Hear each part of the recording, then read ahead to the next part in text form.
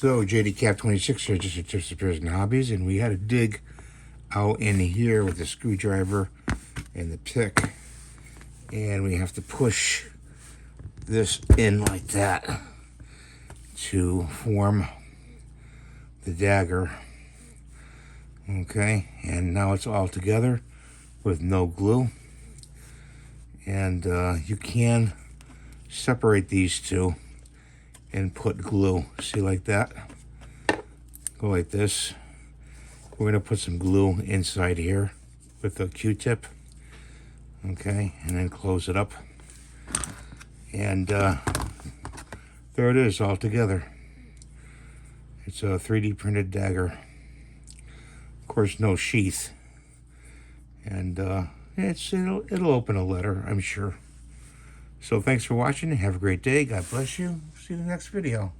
Bye for now.